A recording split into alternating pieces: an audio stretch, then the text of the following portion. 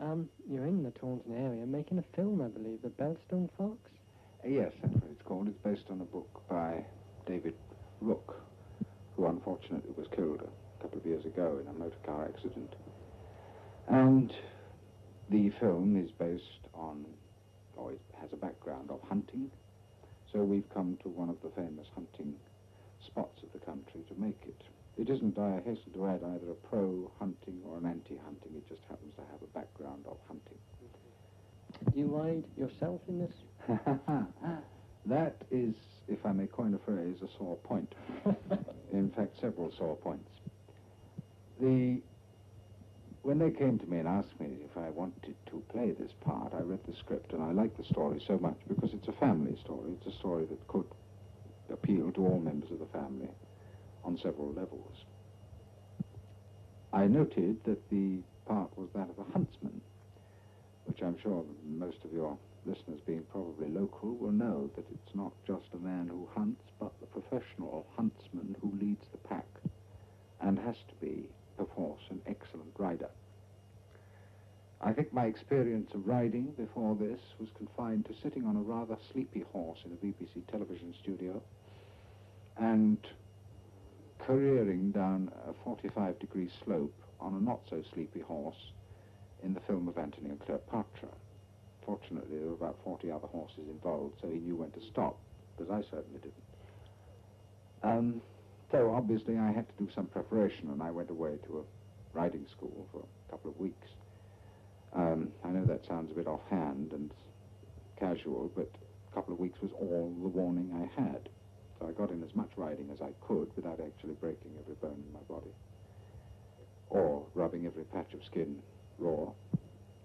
And then came down here 2 weeks previous to our commencement of shooting and had further meetings with horses, hounds, foxes, and went through a whole program of learning how to crack a whip, how to blow a horn, how to control the hounds, and indeed how not to call them dogs, because every time I call them dogs I get sat on.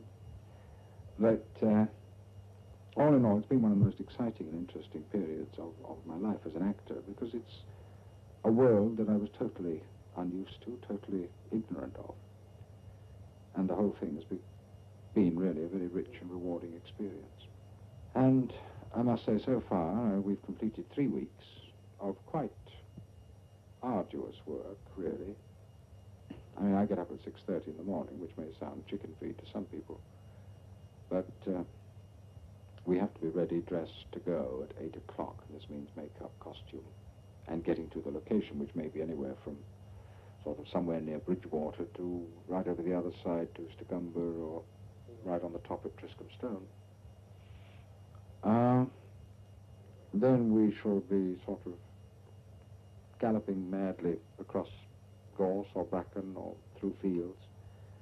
And then we'd have to stop and go back and do it again at least 15 times. And then we sort of stop and split it all up into little bits and go into close-ups and reaction shots and all this, which is very, very boring, actually. We've got a number of local riders with us who'd be very helpful and cooperative.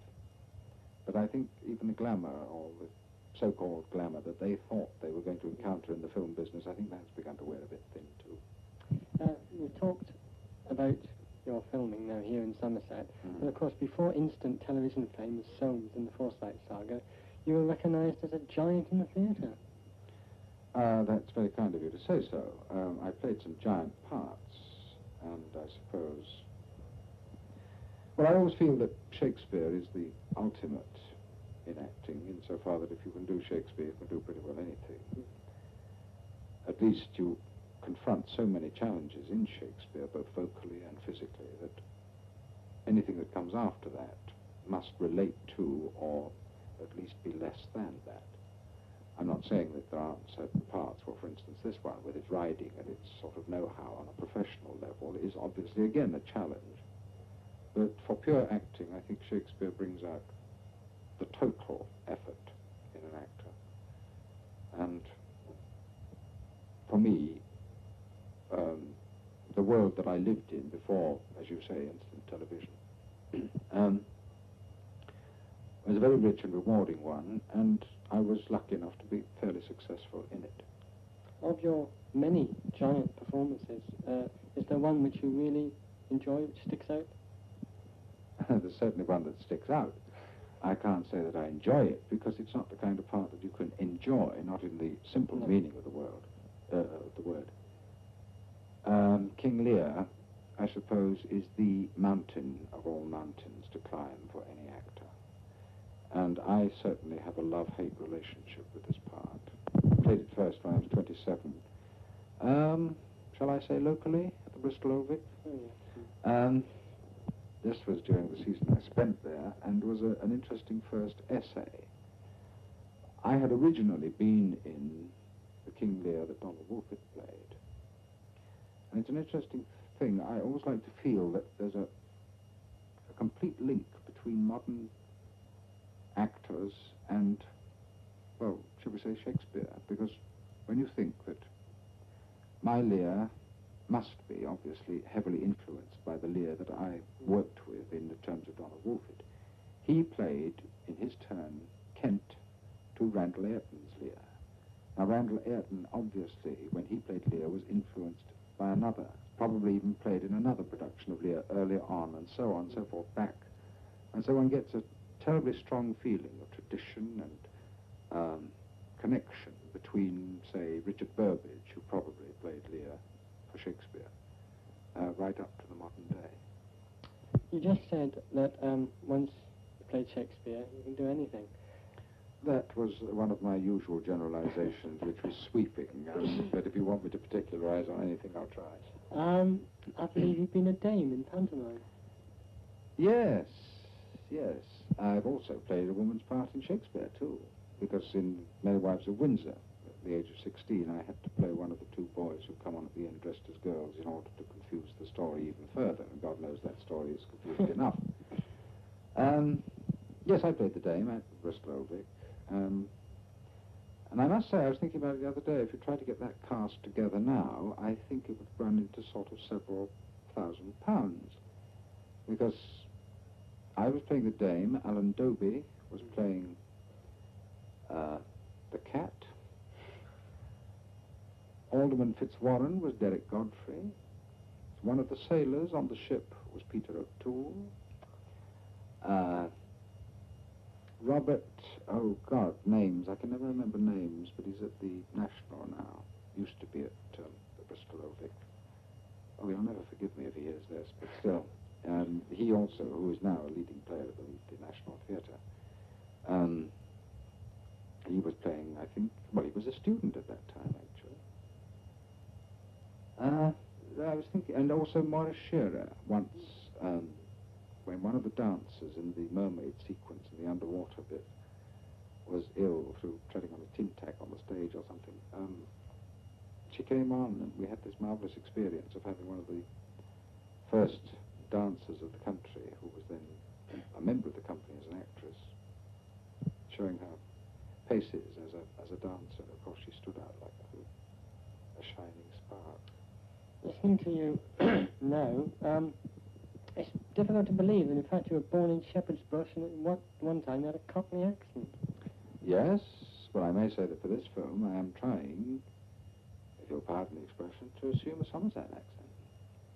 I may occasionally move a little bit farther west than that, but that's what I'm trying to do.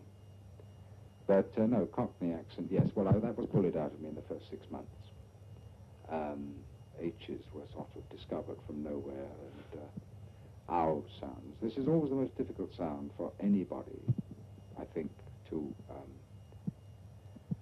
accomplish when you're trying to speak a standard English. Because I always feel that some of those terribly far back people have just as bad an accent as any four-bar-two Cockney.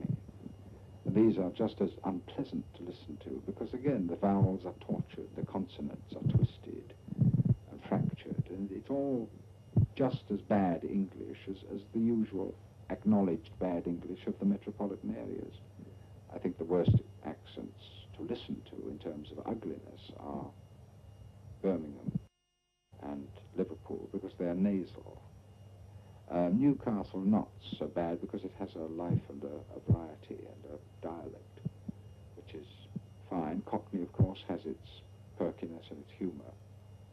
But accent as such, of course, is not something that should be eradicated. I would like to hang on to our accents.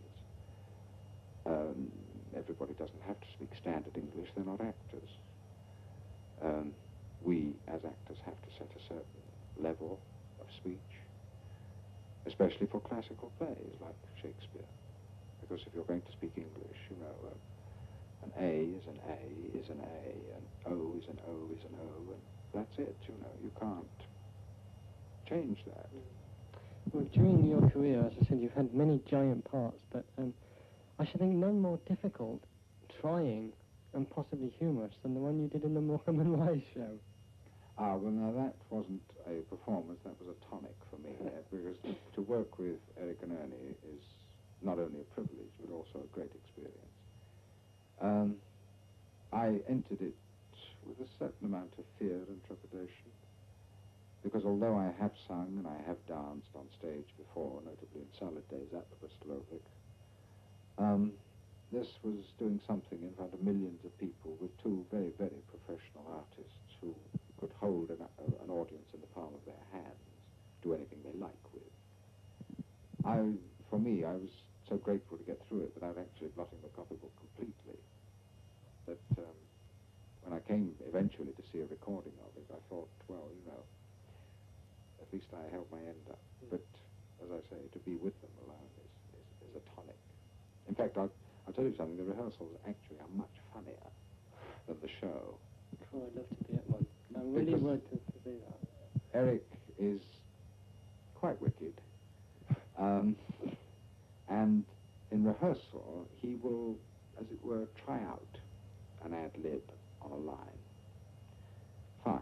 So we all fall about, laugh, and then get on with rehearsal. And he'll try another one, and another one. And then the next day, when you're rehearsing, on that very same line, he'll try something different. And again, we all fall about. And this goes on for the whole time that you're rehearsing, say about 10 days. You then get to the performance. And although you're not quite sure which one he's going to come out with, you have actually heard most of them, as it were, before, at some time or the other, so they don't come as entirely a surprise.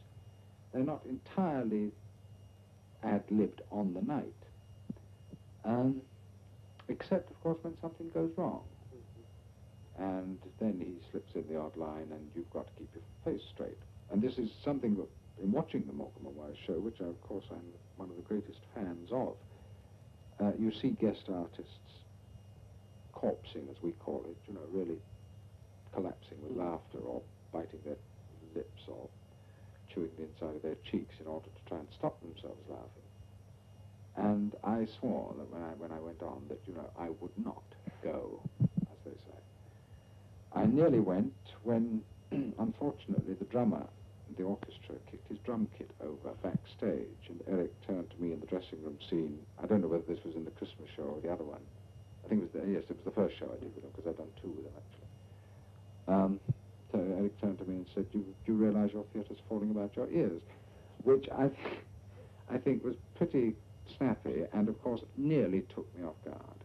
And I did all in my power to control myself, and of course an actor has to use every atom of control on the stage, and I've worked with some actors, very, very well-known actors, who are absolutely useless at keeping their faces straight. I won't name them, I won't say who they are, but even in a very, very straight, tragic Shakespearean play, I have had trouble with some actors who just giggle. And for instance, when a play has a long run, you really do have to go back to technique, because you cannot go on saying the same thing night after night in the same situation and expect it to be absolutely fresh. This is, if you'll pardon the expression, an amateur way of doing it, which is that you wait for the inspiration. You can't wait for inspiration. You have to give that audience their money's worth every night, and if you haven't got a technique whereby you can give that audience its money's worth, then you're not an actor.